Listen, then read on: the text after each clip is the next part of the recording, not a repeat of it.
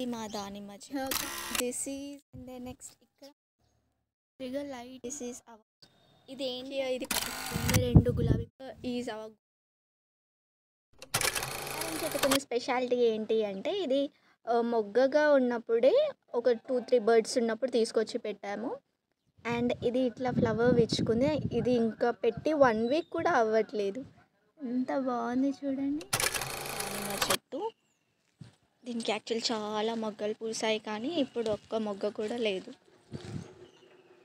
రీసెంట్గా వర్షానికి కొన్ని చిన్న చిన్న మొగ్గలు వచ్చినాయి చూడాలి. యాక్చువల్లీ ఈ చెట్టు ఏంటంటే ఎన్ని మొగ్గలు పూసినా కాయలు పిందెలు వేసినా కూడా ఇంతవరకు అది కంప్లీట్గా కాయ అనేది పండులాగా మారలేదు. ఐదర్ కోతులైనా తింటాయి, గాలికైనా పడిపోతాయి, లేకపోతే పురుగుల వల్ల కూడా డ్యామేజ్ అయిపోతూ ఉంటాయి.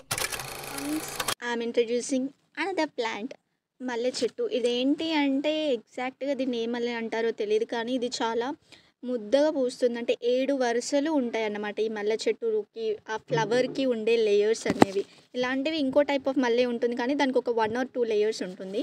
కానీ ఇది మాత్రం 7 లేయర్స్ ఉంటుంది ఆ ఫ్లవర్కి. దీనికి ఇక్కడ చూడండి వైట్ కలర్ లాగా ఇంకొక కొమ్ము వచ్చింది. డ్యామేజ్ అయిందా లేకపోతే ఏంటో తెలియదు, బట్ అలానే ఉంచేసాం. దీనికి ఇంతవరకు కూడా ఒక్క మొగ్గ కూడా పూయలేదు. అదేంటో జస్ట్ షోకాస్కి మాత్రమే. వర్షాలు వచ్చినప్పుడు పూస్తుంది అండ్ వర్షాలు తగ్గిపోయిన తర్వాత కరివేపాకు చెట్టు. ఇప్పుడు అంటే కోతులు మొత్తం దునికేసేసరికి కొమ్మలన్నీ విరిగిపోయినాయి, ఇట్లా అయిపోయింది. కానీ చాలా గుబురుగా ఉండేవి. అంటే సిటీలో అయితే హార్డ్లీ ఒక 5 రెమ్మలకి 10 రూపీస్ లాగా సేల్ చేస్తూ ఉంటారు. మనకి విలేజ్లో ఎక్సెస్గా ఉంటే దాని వాల్యూ కూడా తెలీదు. చాలా ఉన్నాయి. అండ్ కరివేపాకు గింజలు ఎప్పుడైనా చూసారా మీరు? అండ్ లుక్ హియర్ టీస్ కరివేపాకు గింజలు. ఇంకా కొంచెం బ్లాక్ కలర్ లా కూడా మారుతూ ఉంటాయి పెరుగుతున్న ప్రాసెస్లో. ఇక్కడ మా కాకర తీగ ఉంది. సో ఇక్కడ తీగని చేసేసాము.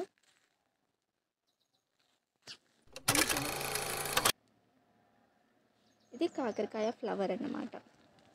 ఇది చిన్న చిన్న కాకరకాయలు ఎక్కడున్నాయి? ఎస్, ఇది చిన్న చిన్న కాకరకాయ పిందెలు.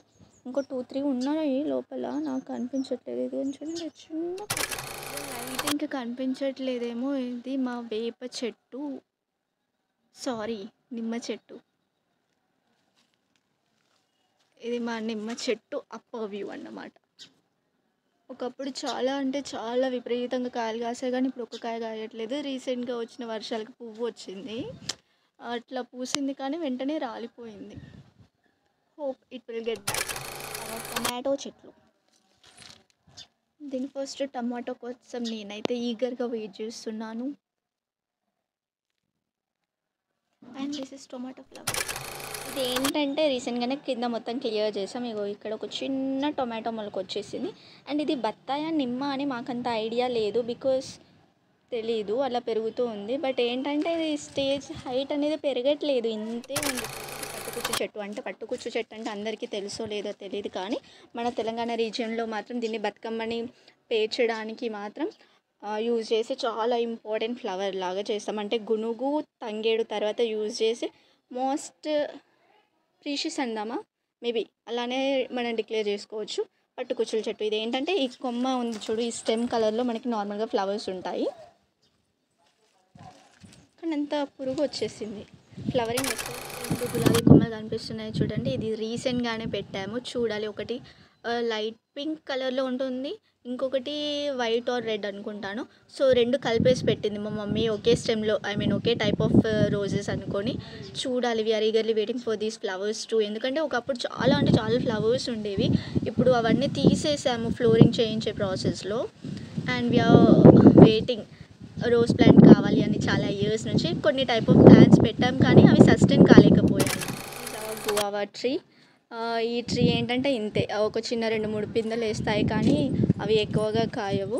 అండ్ టేస్ట్ కూడా నార్మల్గానే ఉంటుంది.